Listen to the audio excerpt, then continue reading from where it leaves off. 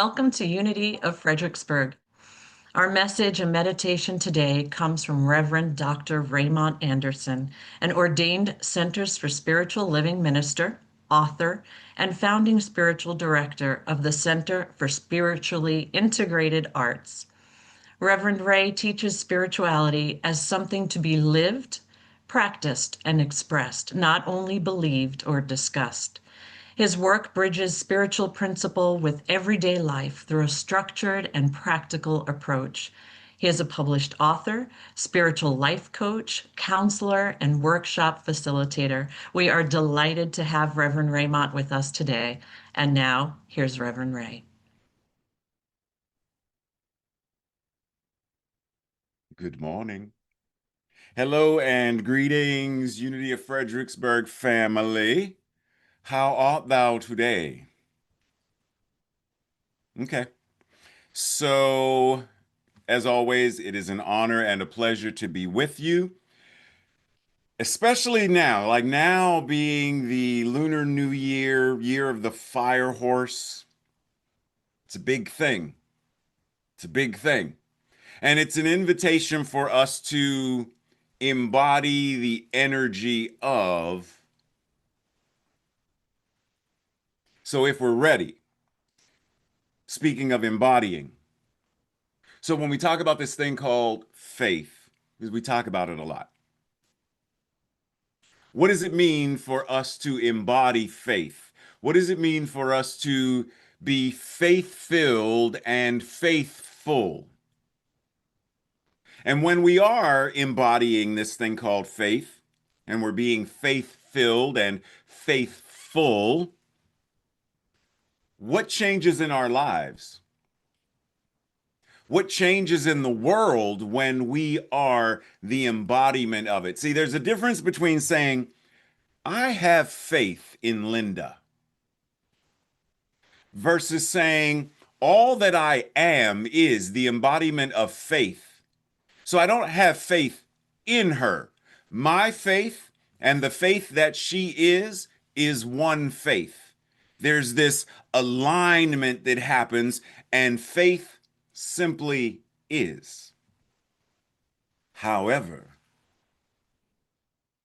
what if, breathe, what if part of the reason we are not manifesting or creating what we truly desire, individually and collectively, what if it's because we are not applying faith as effectively as we could? What if we are applying it more to things like worry and dread and fear and anger and lack and scarcity? What if we're applying faith to those things?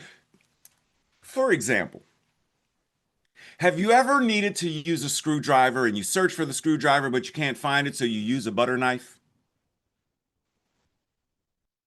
Have you ever had a package and you need the scissors or a letter opener to open it, but you don't have, where are my scissors? And so you use your teeth? Teeth were not meant to become a package opener, nor was the butter knife meant to be screwdriver, but we use them. Is it possible that we are using faith on things in ways that are less than effective? Okay, so we're all probably familiar with the biblical quote that says, faith is the substance of things hoped for, the evidence of things not seen. But when we talk about substance, well, what is substance? Substance is the physical matter, the real stuff, the tangible stuff. It's solid. It's evidence. Like if we're talking about court, it's evidence. It's something you can say, Your Honor, I present into evidence Exhibit A, chapstick. Oh, let's examine it. We can touch it. We can smell it. We can put it on. It's physical. It's substance. So faith shows the reality, the tangibility of the thing we are hoping for. So now it's no longer an airy-fairy thing. It's tangible. It is the evidence of things we cannot see. In other words, we have an idea. I can't see the idea, but I can see the evidence of the idea once it has been manifested. And when we talk about this thing called hope, a lot of times we turn hope into, I really hope I hit the Powerball. I hope it doesn't snow anymore. I hope I get to see the monks when they walk through. I hope. Versus, well, what happens when hope becomes more active? Ready for the acronym? Come on now, y'all know me well enough to know that there's going to be an acronym. So, hope, how our power or presence expresses. So, faith is the substance of things that are a demonstration of how our power expresses. Breathe that in. So, because we use, once again, we use faith oftentimes. So, Ray recommended Cassandra because he has faith in her abilities to lead. Ray and Linda both became teachers after studying and practicing faithfully. It doesn't take a rocket scientist to see that Ray's sister, Tracy, is quite faithful to her garden, right? Like we use these words all the time. Faith, faithful, faithfully, someone who isn't faithful, someone who, all the things, all the things. Okay, so we use the word quite often. But if I were to say regarding the five unity principles, what does it mean to have faith in? What does it mean to embody the faith of? God is all there is. There is only one power and one presence, which is active in, through, and as the universe, which means it is active in, through, and as our lives. It is God, the infinite omnipotence itself. It is God, the infinite omniscience itself, omnipresence itself. Therefore, because it's all there is, then what it is we are. What does it mean for me to embody that faith and live from that space? Which brings us to acronym number dos. Faith 2.0. Faith is the acronym. Forensic awareness inspires trust, which is a verb, holistically. Forensic awareness inspires trust holistically.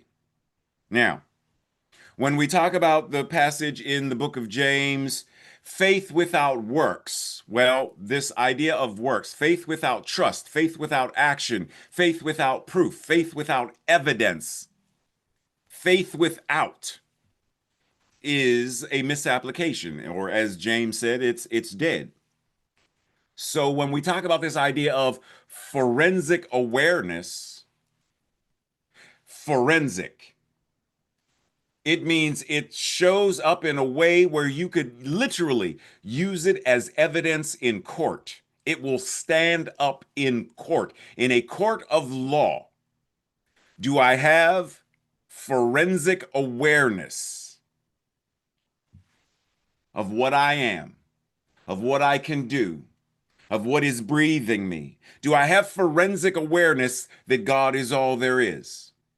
Do I have forensic awareness that God and love are synonymous? They mean the same thing. Tomato, tomato, potato, potato. It's the same thing.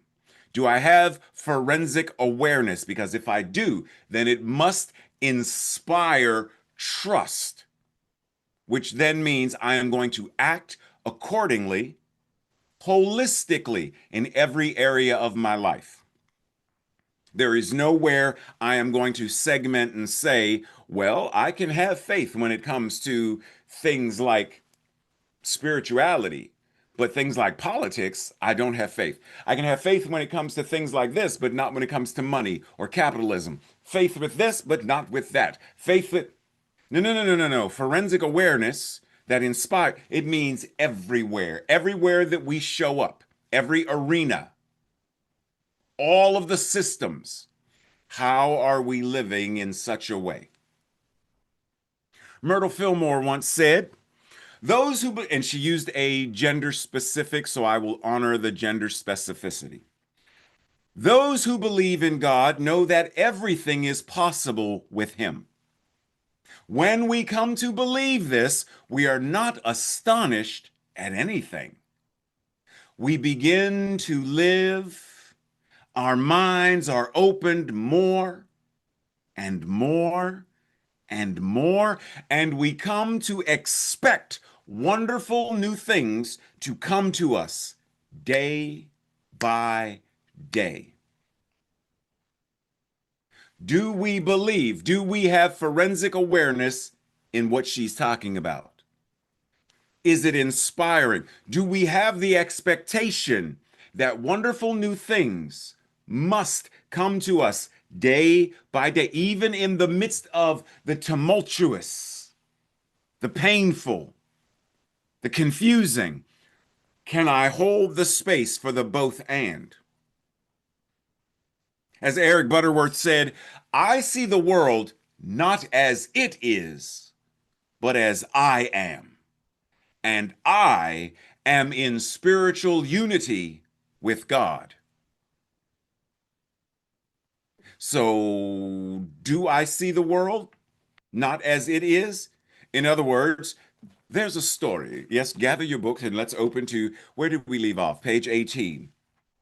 Oh, for the people did not know for where their food would come from, and there were many days of great darkness. The monsters, is that the story we're telling? Because we have the opportunity to say, yes, I do not like this. I've been reading this Stephen King book for quite some time, and I don't like clowns anymore. I used to like clowns. Now I do not. So I'm going to tell a different story. There was once a time when racism ran rampant across the United States of America and many other places in the world. But when unity and other new thought gatherings and Buddhism and other faith traditions that truly practiced the way of Yeshua, Jesus the Christ, when they gathered, they changed the very tapestry of creation, and racism and sexism and war faded into extinction. And this is why we now live in a world that works for all. Do we see the world? Are we willing to see the world not as it is, but as we are, as divine embodiments of creation itself? Because Eric Butterworth also said, creation is not something that God does, nor is it something that God did. What God is creation. And this is the very same thing that you are. You are creation itself, which is why you can create music and create songs and create poems and create sacred moments, because you are creation itself. You are a divine incarnation of creation itself. That's why we can tell a different story. That's why we can see the world in a brand new way and craft a new verse for the universe.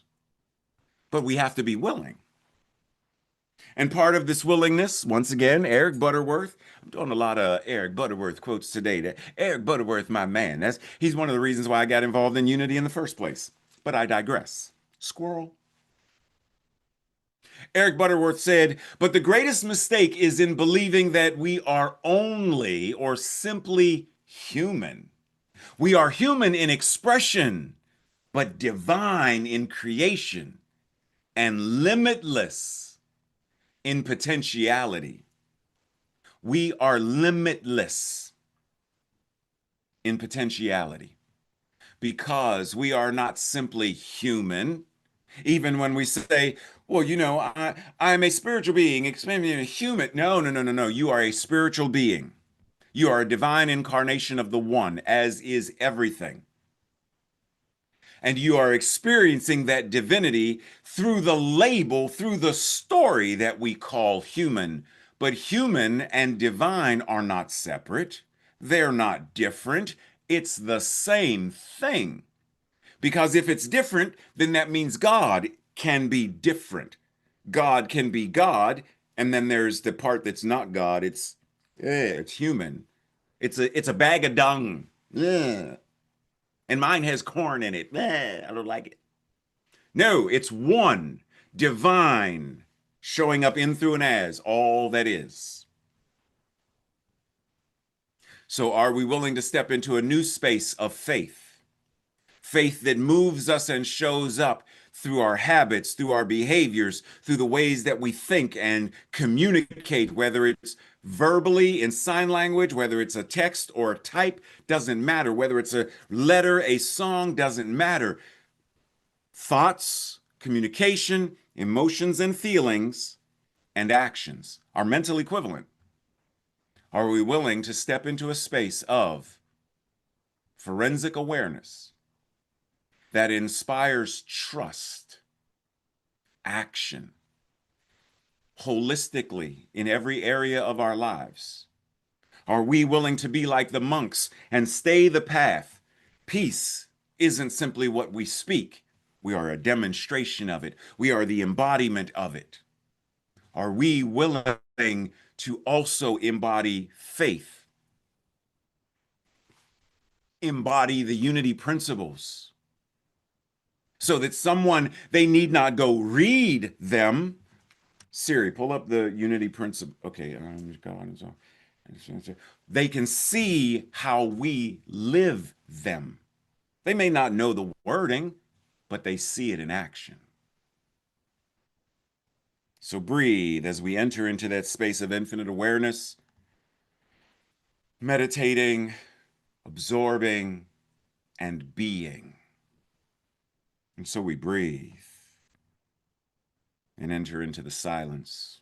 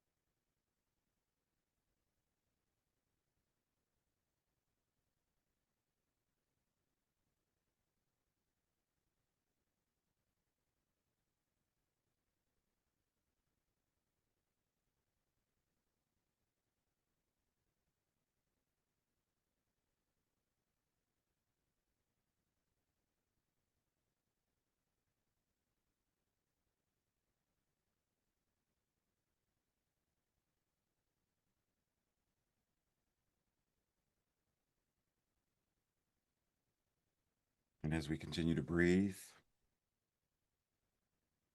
it is in this space of simply being that we hold all of the beloved community in a space of tender, loving, faithful, faith-filled compassion. As the transitions of life come and go, whether they are architectural transitions of changes in home, whether they are transitions from life into life after life, recognizing that love is infinite, eternal, and ever expanding consciousness,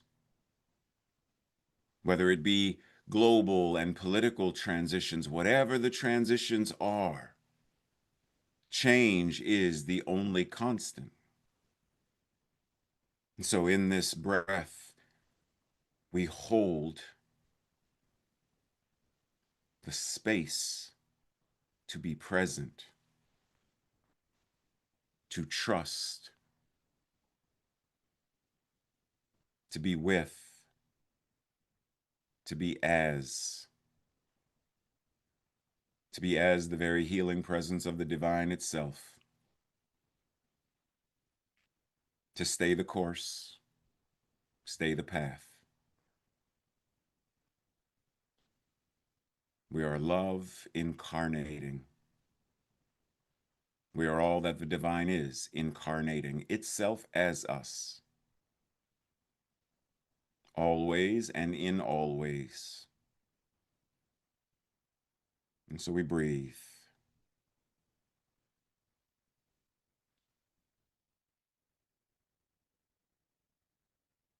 And then as each is ready, we return our attention, our sense of focus to the right here and right now.